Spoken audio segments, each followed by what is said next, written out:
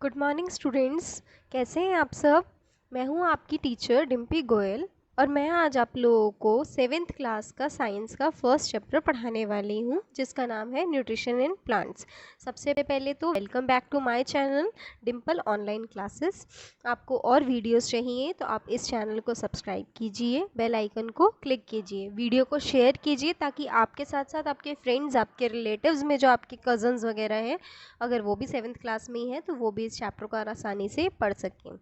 सबसे पहले बात करती हूँ मैं इस चैप्टर के बारे में कि इस चैप्टर में जैसे न्यूट्रिशन इन प्लांट्स आपके को दे रखा है, इसमें हम इसके क्वेश्चन आंसर्स भी कवर करेंगे, साथ साथ में सब कुछ सारी चीज़ें हम इसमें कवर करेंगे। ठीक है, तो चलिए get back to our chapter nutrition in plants, 7th class की साइंस का फर्स्ट चैप्टर। आप लोग सब जानते हैं कि न्यूट्रिशन हमारी बॉडी के लिए कितना ज़्यादा ज़रूरी है।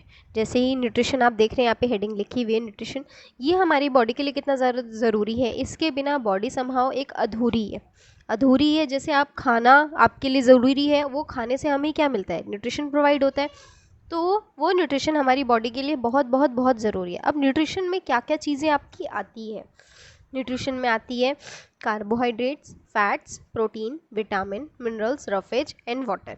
ये सारी चीज़ें हमारी न्यूट्रिशन के अंदर आती है जो हमारी बॉडी को बढ़ने में हेल्प करती है। Nutrition somehow plays a important role in our life. बहुत ही ज़्यादा बड़ा पार्ट न्यूट्रिशन का हमारी बॉडी के साथ, हमारे साथ होता है। सिर्फ न्यूट्रिशन हमारे ह्यूमन बींग्स के लिए ही नहीं, बल्कि प्लांट्स और एनिमल्स के लिए भी बहुत बहुत ज़रूरी है। हम लोगों ने न्यूट्रिशन के बारे में इतना कुछ देखा है। सबसे पहले देखते हैं न्यूट्रिशन आया कहाँ से। न्यूट्रिशन एक लैटिन वर्ड से आया है, लैटिन वर्ड जो कि न्यूट्रे है। न्यूट्रे जिसका मीन्स है किसी की केयर करना, किसी को फीड करना, किसी को सपोर्ट करना, किसी को प्रिजर्व मतलब सेव करना। ठीक है, तो न्यूट्रिशन वहीं से, न्यूट्रे से, लैटिन वर्ड न्यूट्रे से आया है, जिसका मतलब भी वही है।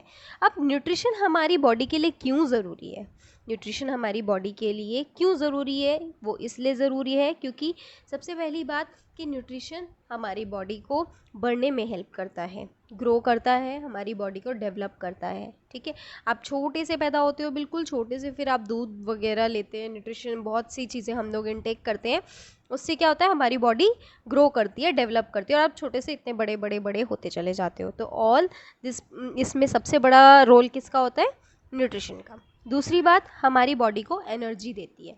हम 2 दिन खाना ना खाएं या 2 दिन क्या, मतलब एक टाइम का या 2 टाइम की मील स्किप करते हैं तो भी हमें ऐसा फील होने लग जाता है कि हम बहुत ज़्यादा वीक है ना। ऐसी एक वीकनेस से आने लग जाती है। क्यों? क्योंकि उस टाइम हमारी बॉडी के अंदर जो स्टोर्ड एनर्जी होती है वो फिनिश हो जाती है। और स्टोर्ड एनर्जी कहाँ से आती है, फूड से, और फूड में क्या होता है, न्यूट्रिशन। तो न्यूट्रिशन हमारी बॉडी को एनर्जी देता है, तो न्यूट्रिशन जो है एक एनर्जी गिविंग सोर्स भी है। तीसरा, न्यूट्रिशन से हमारा लाइफ प्रोसेस आगे बढ़ता है। लाइक एक साइकिल चल रही है हमारी लाइफ की, वो न्यूट्रिशन से कंप्लीट होती है, वो न्यूट्रिशन से हमारी अच्छे से चल पाती है। चौथा, हमारे वर्न आउट सेल्स, जो हमारे शरीर के अंदर ब्लड सेल्स हैं, जो हमारे टिश्यूज़ हैं, उनको सही करने में हेल्प करता है। आप लोग देखते होंगे अक्सर आपको चोट लग जाती है, चोट लगने के बाद कुछ दिन बाद वो चोट हील हो जाती है। आप देखते हैं ना, कुछ दिन बाद वो चोट हील हो जाती है, कंप्लीट भर जाती है, घाव भर जाते हैं। किस वजह से भरते हैं, कि जो हमारी बॉडी के अंदर न्यूट्रिशन होते हैं वो उनको भरने में हेल्प करते हैं किसी न किसी सोर्स के थ्रू। समझ में आया आप लोगों को, इतना चीज़ क्लियर है। अब हम पढ़ते हैं mode of nutrition. Mode of nutrition मतलब न्यूट्रिशन को लेने का तरीका। मोड ऑफ न्यूट्रिशन 2 तरीके के होते हैं, ऑटोट्रॉफिक और हेटरोट्रॉफिक। ऑटोट्रॉफिक और हेटरोट्रॉफिक 2 तरीके के मोड ऑफ न्यूट्रिशन है। सबसे पहले हम दोनों की एक समरी पढ़ेंगे, उसके बाद हम उनको डिटेल्स में पढ़ेंगे। तो ऑटोट्रॉफिक का मतलब क्या होता है, ऑटो मीन्स सेल्फ और ट्रॉफ्स मतलब नरिशमेंट, मतलब जो खुद के केयर खुद करता हो। ठीक है, जो खुद के लिए सारा काम खुद करता हो, वो होते हैं ऑटोट्रॉफिक मोड ऑफ न्यूट्रिशन। और हेटरोट्रॉफिक कौन से होते हैं, जो दूसरों पे डिपेंडेंट रहते हैं, अदर्स नरिशमेंट। हेट्रो मतलब अदर और ट्रॉप्स मतलब नरिशमेंट, जो दूसरों पे डिपेंड रह के काम करते हैं अपना, वो होते हैं हेटरोट्रॉफिक्स। अब ऑटोट्रॉफिक्स का सबसे सबसे सबसे बड़ा ग्रीन एग्जाम्पल है ग्रीन प्लांट्स। कि green plants autotrophic mode of nutrition में बहुत बड़ा रोल प्ले करते हैं। मतलब एक तरीके का पूरा ऑटोट्रॉफ्स जो है ग्रीन प्लांट को लेकर ही डिफाइन किया गया है। वह अपना खाना खुद बनाते हैं, इसलिए उनको ऑटोट्रॉफ्स कहा जाता है। और हेटरोट्रॉफ्स वो होते हैं जो दूसरों से खाना लेते हैं, मतलब जो प्लांट्स पे और अदर उस एनिमल्स पे डिपेंड रहते हैं, वो हेटरोट्रॉफ्स होते हैं। तो हम ह्यूमन बींग्स जो हैं, हम लोग भी हेटरोट्रॉफ्स में, सारे एनिमल्स, नॉन ग्रीन प्लांट्स, ये सब भी हेटरोट्रॉफ्स हैं। हम भी प्लांट्स पे डिपेंड रहते हैं, प्लांट्स, एनिमल्स, इन सब चीज़ों पे हम लोग भी डिपेंड रहते हैं ना बेटा, कि अपने खाने के लिए। तो हम लोग हेटरोट्रॉफ्स में आते हैं। चलिए अब सबसे पहले बात करते हैं ऑटोट्रॉफ्स की। कि ऑटोट्रॉफ्स को मैंने भी बोला था ना कि हम ऑटोट्रॉफ्स को डिटेल में पढ़ेंगे। तो ऑटोट्रॉफ्स में क्या है? ऑटोट्रॉफ्स में जो भी ग्रीन प्लांट्स अपनी एक्टिविटीज़ करते हैं वो एक प्रोसेस की हेल्प से करते हैं जिसका नाम है फोटोसिंथेसिस। ठीक है, फोटोसिंथेसिस एक प्रोसेस होता है जिसके थ्रू ग्रीन प्लांट्स अपना खाना खुद बनाते हैं। ठीक है, फोटो का मतलब लाइट और सिंथेसिस का मतलब टू मेक, मतलब कि लाइट की मदद से जो लोग अपना खाना खुद बनाते हैं वो किसकी कैटेगरी में आते हैं? फोटोसिंथेसिस की कैटेगरी में। अब फोटोसिंथेसिस का पूरा प्रोसेस क्या होता है उसको समझने के लिए मैं आपको एक डायग्राम दिखाती हूँ। उस डायग्राम के थ्रू आप उस प्रोसेस को समझेंगे, या आपको वो प्रोसेस उस डायग्राम से समझाऊंगी। ये देखिए, आपको ये डायग्राम यहाँ पे नज़र आ रहा होगा। इस डायग्राम में क्या है? एक प्लांट है, प्लांट में ऐसे रूट्स निकली हुई हैं, रूट्स हैं उसकी, और ये स्टेम है, लीव्स हैं। ठीक है, एक तरफ से क्लाउड से कार्बन डाइऑक्साइड आ रही है, एक तरफ से सूरज से सनलाइट आ रही है, और ऑक्सीजन बाहर जा रही है, और ग्लूकोज यहाँ पे बन रहा है, शुगर जो है बन रहा है, और वाटर एंड मिनरल्स यहाँ से रूट से लिए जा रहे हैं, सॉइल से लिए जा रहे हैं, सॉरी। तो ये फोटोसिंथेसिस का पूरा प्रोसेस है, इसको आप समझें। जब प्लांट्स अपना खाना बनाते हैं तो एयर से कार्बन डाइऑक्साइड लेते हैं, सूरज से सनलाइट लेते हैं, सन से सनलाइट लेते हैं, सूरज से सनलाइट लेते हैं, और सॉइल से वाटर्स एंड मिनरल्स लेते हैं। इन सब को लेने के बाद वो एक मिक्स वो बनाते हैं, क्लोरोफिल की प्रेजेंटेशन में अपना खाना बनाते हैं। और उसमें वो खाने में क्या क्या बनाते हैं? ग्लूकोज और कार्बोहाइड्रेट्स, और उसके बदले में ऑक्सीजन को बाहर निकाल देते हैं। जो उनके लिए वेस्ट है ऑक्सीजन, वो हम ह्यूमन बींग्स के लिए यूज़फुल है, और जो हमारे लिए वेस्ट है कार्बन डाइऑक्साइड, वो उनके लिए यूज़फुल है। प्लांट्स के लिए कार्बन डाइऑक्साइड यूज़फुल है और हमारे लिए ऑक्सीजन यूज़फुल है। समझ में आया आप लोगों को? तो ये बहुत ही सिंपल सा फोटोसिंथेसिस का प्रोसेस है। आप इधर एक डायग्राम देख रहे होंगे, इधर एक इक्वेशन दे रखी है, सॉरी, इक्वेशन में भी आपको दिखा रखा है कि कार्बन डाइऑक्साइड के साथ वाटर मिलता है, सनलाइट की प्रेजेंटेशन में ग्लूकोज बनाता है और ऑक्सीजन को रिलीज करता है।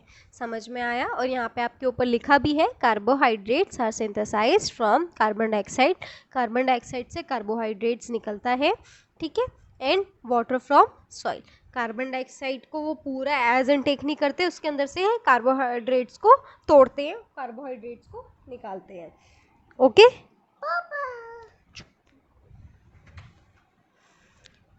अब हम बात करते हैं रॉ मटेरियल्स की, जो रॉ मटेरियल्स फोटोसिंथेसिस को बनाने में यूज़ होते हैं। सबसे पहला है क्लोरोफिल।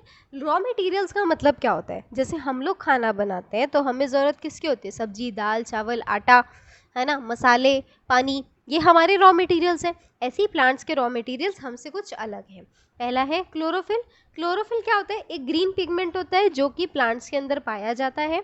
ये लाइट को एब्जॉर्ब करने में हेल्प करता है और सोलर एनर्जी को केमिकल एनर्जी में कन्वर्ट करता है।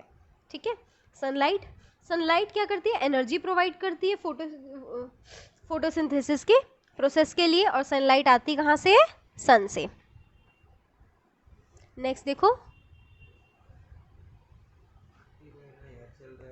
Carbon dioxide. कार्बन डाइऑक्साइड जो होता है वो एटमॉस्फेयर से ऑब्टेन होता है हमें, मैंने आपको दिखाया भी था एक इमेज में पीछे। और जो हमारे पत्तों के ऊपर टीनी पोर्स होते हैं, ठीक है, टीनी पोर्स, उनको हम स्टोमाटा कहते हैं। पत्तों के ऊपर स्टोमाटा प्रेजेंट होता है जो ओपन होता है और कार्बन डाइऑक्साइड को लेता है एंड देन उसके बाद क्लोज हो जाता है। स्टोमाटा पत्तों के ऊपर होता है, दोबारा सुन लीजिए, स्टोमाटा पत्तों के ऊपर होता है, वो ऐसे टीनी पोर्स होते हैं, छोटे छोटे छेद, और वो ओपन होते हैं, कार्बन डाइऑक्साइड को लेते हैं एंड देन आफ्टर बंद हो जाते हैं।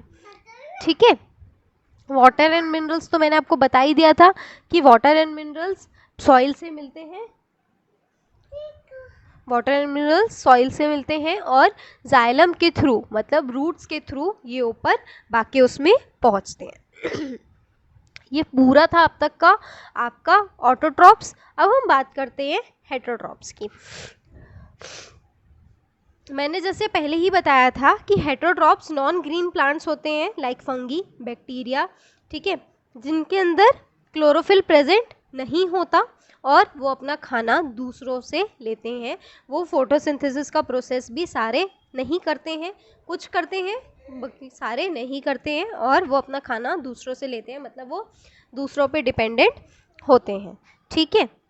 तो हेटरोट्रॉप्स कौन से हो गए, यहाँ पे देखो आप लिखो, like animals they depend on green plants और for their food, such non green plants are called heterotrophs. जो नॉन ग्रीन प्लांट्स होते हैं वो हेटरोट्रॉप्स होते हैं, जो दूसरों पे डिपेंड रहते हैं अपने खाने के लिए बेसिकली। अब आपको एक बात बताऊं इसी से रिलेटेड, जो हेटरोट्रॉप्स होते हैं उसमें 300 प्लांट स्पीशीज़ जो होते हैं हेटरोट्रॉफिक न्यूट्रिशन के होते हैं, जिसमें अबाउट 590 प्लांट्स के जो स्पीशीज़ होते हैं वो कार्निवोरस होते हैं और इंसेक्टिवोरस होते हैं। इंसेक्टिवोरस हम इसी चैप्टर में पढ़ेंगे, कार्निवोरस के बारे में हम अगले नेक्स्ट चैप्टर में पढ़ेंगे अपने, ठीक है। अब हेटरोट्रॉप्स हमारे 4 तरीके के होते हैं।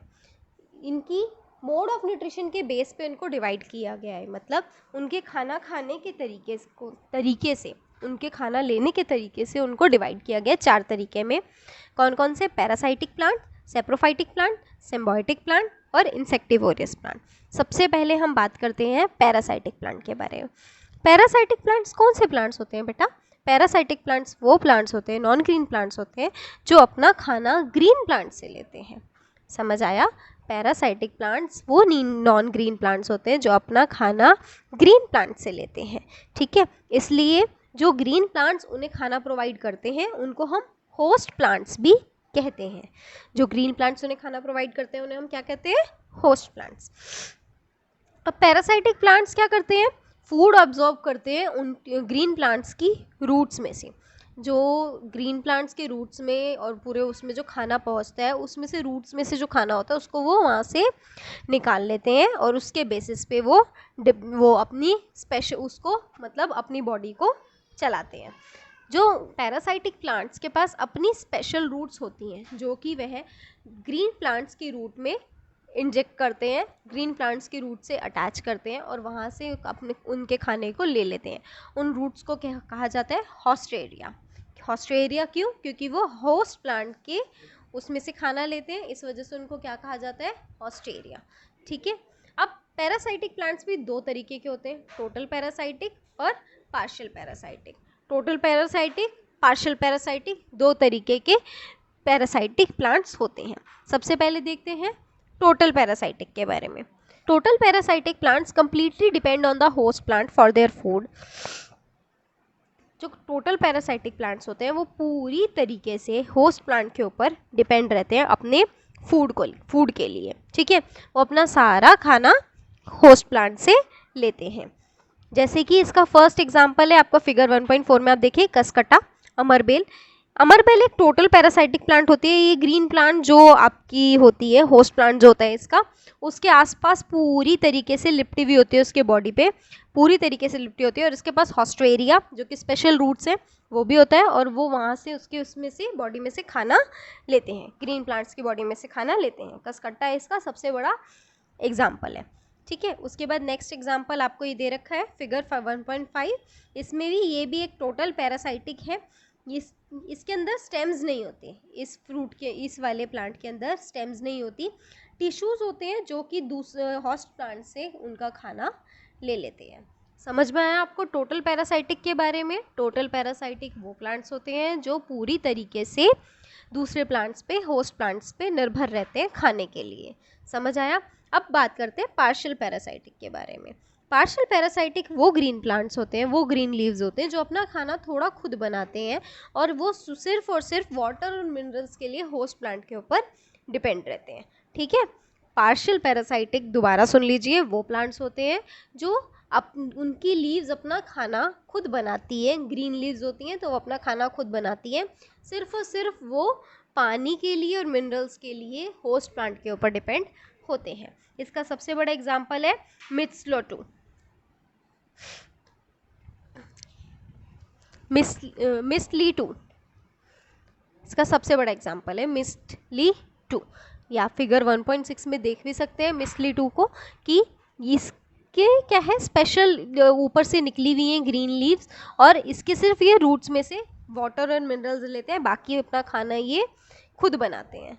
समझ में आया आपको इतना? अब सबसे पहला जो इससे क्वेश्चन उठता है ना वो ये उठता है कि क्या पैरासाइटिक प्लांट्स जब होस्ट प्लांट से अपना खाना लेते हैं तो होस्ट प्लांट में कोई दिक्कत आती है? यस बेटा, होस्ट प्लांट में ज़रूर प्रॉब्लम आती है, क्योंकि होस्ट प्लांट अपने लिए खाना बनाता है और उसको पैरासाइटिक प्लांट ले लेता है, तो इस वजह से होस्ट प्लांट के अंदर खाने की कमी आती है। ठीक है, अब बात करते हैं हेट्रोट्रॉप्स के दूसरे मोड ऑफ न्यूट्रिशन के बारे में, सेप्रोफाइटिक प्लांट्स के बारे में। सेप्रोट्रॉफिक भी कह सकते हैं और इसको सेप्रोफाइटिक भी कह सकते हैं। ठीक है, अब इनके बारे में हम लोग बात करेंगे। बहुत ही इजी सा इनका एग्जांपल है।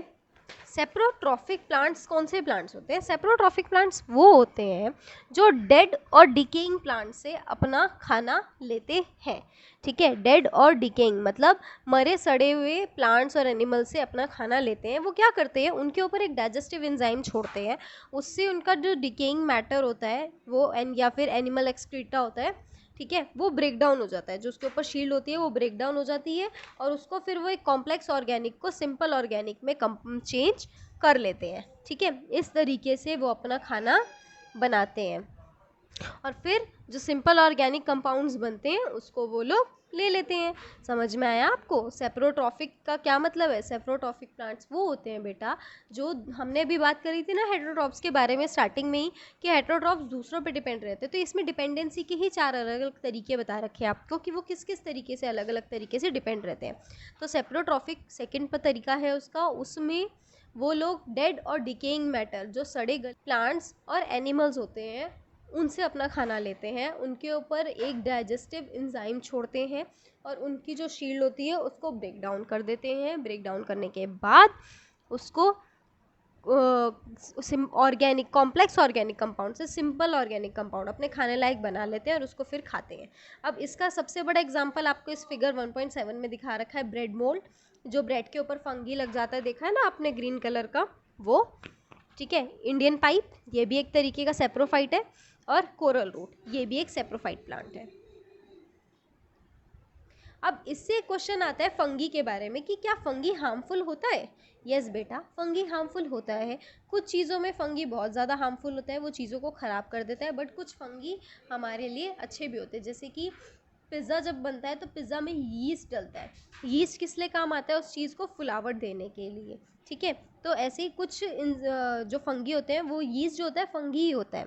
कुछ फंगी अच्छे होते हैं, कुछ फंगी बुरे होते हैं। मशरूम जो होता है, कुछ फंगी मशरूम जहरीले होते हैं, वो मशरूम भी फंगी का ही पार्ट है, और कुछ मशरूम्स काफ़ी अच्छे होते हैं, काफ़ी खाने लायक होते हैं, जिनकी हम सब्जी भी बनाते हैं। समझ में आया कि तो सारे फंगी हार्मफुल नहीं होते, कुछ फंगी अच्छे होते हैं, कुछ फंगी हार्मफुल होते हैं।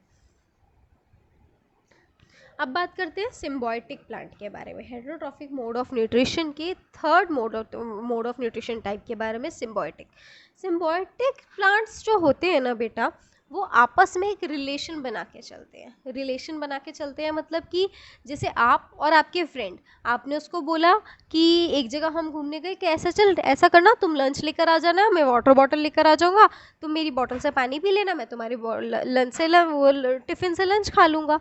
तो आप लोगों ने क्या करा, आपस में एक रिलेशन मेंटेन कर लिया। सिम्बायोटिक प्लांट्स वही रिलेशन को मेंटेन करते हैं। When two organisms live together and share shelter and nutrients, their association is called symbiosis और symbiotic relationship. जब दो ऑर्गेनिजम्स एक साथ रहते हैं, एक दूसरे के साथ अपना खाना शेयर करते हैं, अपना रहना शेयर करते हैं, अपने न्यूट्रिएंट्स को शेयर करते हैं, तो उसको हम सिम्बायोसिस या सिम्बायोटिक रिलेशनशिप कहते हैं। और उन ऑर्गेनिजम्स को जो एक साथ रहते हैं उनको हम सिम्बायोंट्स कहते हैं। क्या कहते हैं? सिम्बायोंट्स।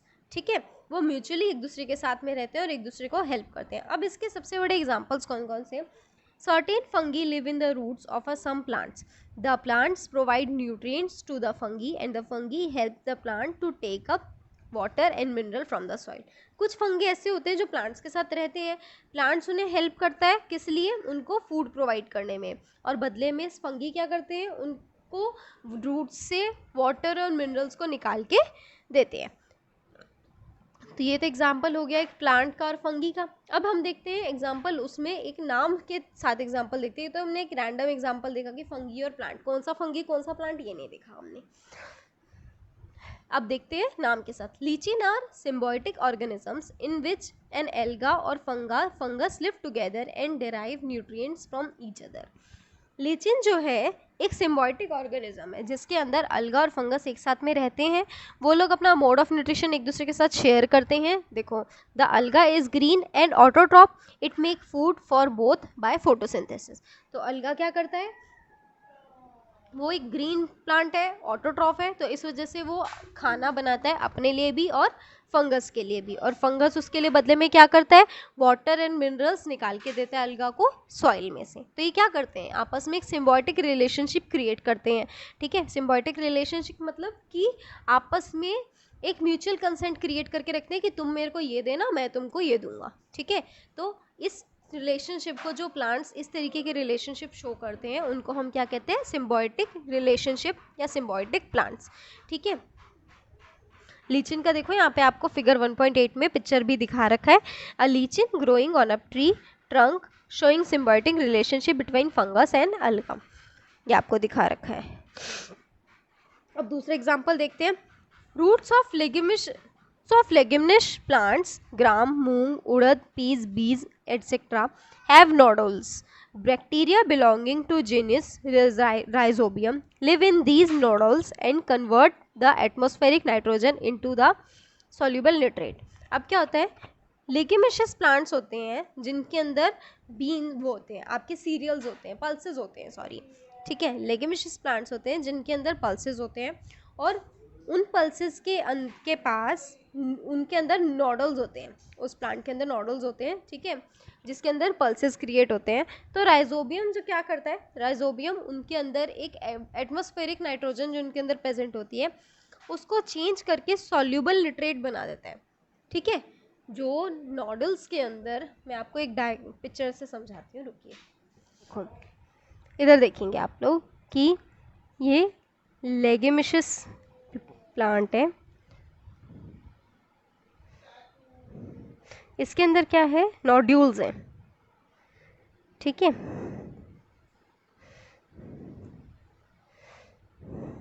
अब राइजोबियम क्या करता है? इसके अंदर जो एटमॉस्फेरिक नाइट्रोजन है ना, इस नोड्यूल के अंदर, ये एक नोड्यूल है, तो इसके अंदर जो एटमॉस्फेरिक नाइट्रोजन है इसको चेंज करके सॉल्यूबल निट्रेट बना देता है। क्या बना देता है? सॉल्यूबल निट्रेट। और सॉल्यूबल नाइट्रेट जो होता है वो कौन लेता है इसको? फिर उसके बाद this nitrogen compound are used by leguminous plant. Rhizobium cannot make its food and therefore depend on the plant for it. अब इसके बाद जो ये soluble nitrate होता है, इसके बाद ये जो soluble nitrate बनता है, ठीक है, उसको ये प्लांट यूज़ कर, soluble nitrate होता है, ठीक है, उसको ये प्लांट यूज़ करता है और उस प्लांट को जो soluble nitrate बनता है उसको ये प्लांट यूज़ करता है, किस फॉर्म में करता है? अपने खाने के फॉर्म में। तो राइजोबियम और लिगेमिशियस रूट जो होते हैं आपस में एक सिम्बायोटिक रिलेशनशिप क्रिएट करते हैं। समझ आया आप सभी को? आई होप आप लोगों को समझ आ गया होगा। And next and last topic is insectivorous plants. अब इन प्लांट्स में, हेटेरोट्रॉफ्स में, लास्ट मोड रह गया हमारा इंसेक्टिवोरियस का। सबसे इजी है ये वाला। इंसेक्टिवोरियस वो ग्रीन प्लांट्स होते हैं जो अपना खाना तो खुद बनाते ही बनाते हैं, मगर अपनी नाइट्रोजन की नीड्स को फुलफिल करने के लिए इंसेक्ट्स को भी साथ साथ में खाते हैं। इनके पास एक ट्रैपिंग वो होता है, शील्ड होती है, जिससे वो उसके अंदर जैसी एक, मतलब ये आप एक ये देखिए इमेज ये एक पिचर प्लांट की इमेज है। पिचर प्लांट एक कैसा है, एक बॉटल की तरह बॉटल नेक की तरह है, और ये इसका ढक्कन है। जब इसके अंदर कोई इंसेक्ट घुस जाता है तो उसके बाद ये वाला जो इसका ढक्कन है ये बंद हो जाता है, और ये इस तरीके से इंसेक्ट्स को ट्रैप करते हैं। तो इंसेक्टिवोरियस वो प्लांट्स होते हैं जो फोटोसिंथेसिस की हेल्प से अपना खाना तो बनाते हैं ही, मगर साथ साथ में उसको कोई भी इंसेक्ट को खाते भी अपनी नाइट्रोजन नीड्स को पूरा करने के लिए। इनके एग्जांपल्स हैं पिचर प्लांट जो मैं अभी समझा रही थी, वीनस फ्लाई ट्रैप, सनड्यू और ब्लैडर वॉट। ठीक है, इसके एग्जांपल है। अब लास्ट आपका टॉपिक रह गया है हेटेरोट्रॉप्स और ऑटोट्रॉप्स। तो आपको समझ में आ गया होगा, दोनों के बीच का डिफरेंस भी आपको बहुत अच्छे से क्लियर हो गया होगा कि ऑटोट्रॉप्स कौन से होते हैं और हेटेरोट्रॉप्स कौन से होते हैं। अब लास्ट टॉपिक है आपका replenishment of nutrients in soil.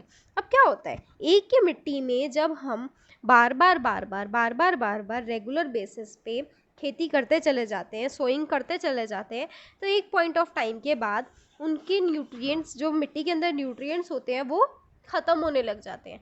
ठीक है, अब दो तरीके हैं उसको करने के, न्यूट्रिएंट्स को वापस गेन करने के। पहला तरीका है कि या तो आप लोग क्या करें कि किसान क्या करता है, मैन्योर और फर्टिलाइज़र का छिड़काव करता है, जिससे न्यूट्रिएंट्स दोबारा से गेन होने लग जाते हैं। ठीक है, या सेकंड तरीका है, हमने अभी लेग्यूमिशियस प्लांट के बारे में पढ़ा था कि वो जो है मिट्टी को सॉल्यूबल नाइट्रेट प्रोवाइड करते हैं। तो सॉल्यूबल नाइट्रेट जो है मिट्टी को सॉल्यूबल नाइट्रेट प्रोवाइड करते हैं। तो सीरियल्स के साथ में जब भी कोई क्रॉप ग्रो की जाए, लेग्यूमिशियस क्रॉप, तो उसके साथ में सीरियल क्रॉप्स के साथ में लेग्यूमिशियस क्रॉप को साथ में डाल दिया जाए, ताकि जो है नाइट्रोजन जो है उनके अंदर, फील्ड के अंदर वापस दोबारा से चला जाए। मेरी बात को आप समझे? नहीं समझे तो मैं दोबारा से समझाती हूँ सारी चीज़। देखिए, जब हम एक ही मिट्टी पर बार बार खेती करते चले जाते हैं, तो एक पॉइंट ऑफ टाइम के बाद वो मिट्टी की सॉइल का जो न्यूट्रिएंट्स होते हैं, जो वाटर एंड मिनरल्स होते हैं, वो ख़त्म हो जाते हैं। क्यों? क्योंकि उसको अलग से तो हम कुछ दे नहीं रहे हैं, हम उससे बस लिए जा रहे हैं। जब आप अपनी गुल्लक से पैसे निकाले जाएंगे तो क्या होगा, एक पॉइंट ऑफ टाइम के बाद गुल्लक ख़त्म हो जाएगी, गुल्लक में पैसे ख़त्म हो जाएंगे। यही सेम केस होता है इसमें सॉइल के साथ में। अब या तो आप एक काम करोगे कि उसके अंदर पैसे दोबारा से सारे भरोगे, तो इसी तरह या तो किसान क्या करेगा कि एक बारी में मैन्योर और फर्टिलाइज़र का छिड़काव करेगा और उससे सारे सॉइल की फर्टिलिटी को दोबारा से गेन करेगा।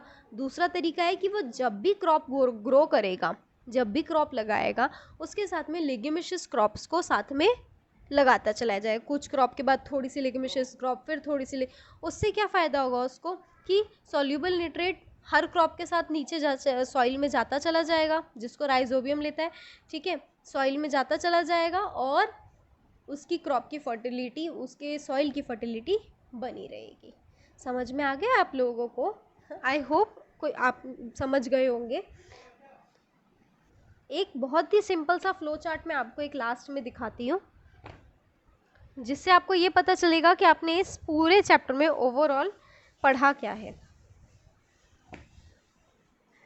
एक फ्लो चार्ट मैंने आप लोगों के लिए बना रखा है ये। ठीक है, तो इसमें देखिए, सबसे पहले nutrition in plants. Nutrition in plants में हमने पढ़ा था टाइप्स के बारे में, ऑटोट्रॉप्स और हेटेरोट्रॉप्स। ऑटोट्रॉप्स में हमने पढ़ा ग्रीन प्लांट्स के बारे में, और हेटेरोट्रॉप्स में हमने 4 के बारे में पढ़ा। पहला पैरासाइटिक प्लांट, जिसके एग्जाम्पल है कसकट्टा और मेट्सलेटो। ठीक है, उसके बाद सेप्रोट्रॉफिक प्लांट, जिसके एग्जाम्पल है ब्रेडमोड, इंडियन पाइप और कोरल रोड। सिम्बायोटिक प्लांट, जिसके एग्जाम्पल है अलगा, फंगस और इंसेक्टिवोरियस प्लांट, जिसके एग्जाम्पल है पिचर प्लांट और सनड्यू। ये एक तरीके का आपका पूरे चैप्टर का फ्लो चार्ट है, जिससे आप लास्ट में एक ओवरऑल समरी, जिसे हम कहते हैं, ये आपको ये प्रोवाइड करता है कि हमने इस चैप्टर में ये पूरा फॉर्मेट पढ़ा है। तो आई होप आप लोगों को चैप्टर समझ में आ गया होगा, क्लियर हो गया होगा। कोई भी इशू होता है, कोई भी दिक्कत है, तो आप प्लीज़ वीडियो के कमेंट बॉक्स में कमेंट करें, मैं आपके हर क्वेश्चन का आंसर करूंगी। और वीडियो को ज़्यादा से ज़्यादा शेयर करें, लाइक करें, चैनल को सब्सक्राइब करें और बेल आइकन को दबाएं, ताकि हमारी लेटेस्ट अपडेट आप लोगों को इसी तरह मिलती रहे। आगे अपकमिंग भी चैप्टर्स में बहुत आप लोगों के सामने हर चैप्टर को लेकर आऊँगी, कोशिश करूँगी और इससे अच्छी एक्सप्लेनेशन आपके लिए लेकर आ सकूँ। Thank you so much.